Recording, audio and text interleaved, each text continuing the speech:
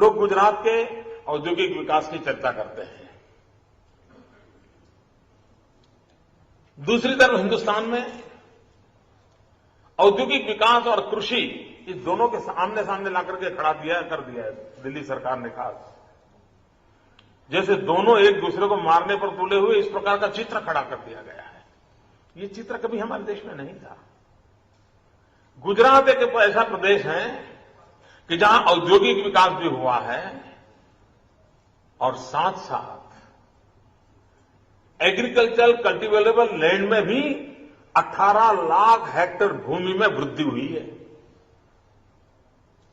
अगर हम उद्योगों के लिए किसानों की जमीन हड़प कर जाते तो 18 लाख हेक्टेयर भूमि कृषि योग्य बनाने का काम नहीं होता। और हमने एक विकास का जो पैमाना बनाया है, एक रास्ता खोजा है,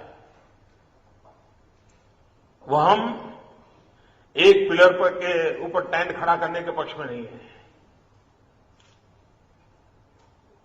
हमने हमारी पूरी आर्थिक विकास यात्रा को 3 भागों में बांटा है।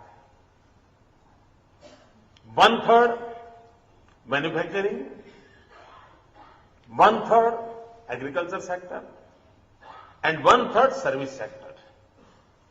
और तीनों को समान रूप से ताकत देकर के आगे बढ़ाते हैं।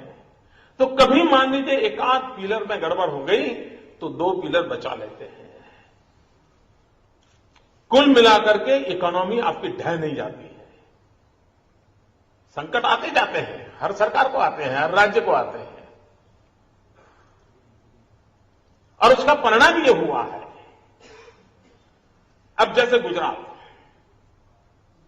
हम लोग आप में से जो भी गुजरात से परिचित होंगे, आप में से जो राजस्थान से परिचित है, वो गुजरात का अनुमान लगा सकते हैं। गुजरात एक प्रकार से हमारे यहां रेगिस्तान है। 10 साल में 7 साल पानी नहीं है।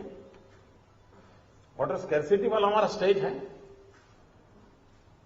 नदियां भी हमारे पास नर्मदा और तापी हैं, जहां पर 12 महीने पानी दे सकते हैं, लेकिन बाकी नदियां तो सिर्फ जमीन पर जैसे नक्शा बना है ऐसे ही है। बारिश होते समय पानी दिखता है, वरना पानी नहीं दिखता है। उसके बावजूद भी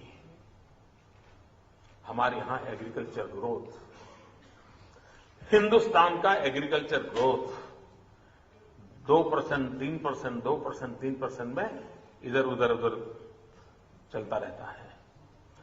पिछले 20 साल से हर सरकार ने 4% एग्रीकल्चर ग्रोथ का संकल्प किया है, 4%, लेकिन 4% हम अचीव नहीं कर पाए।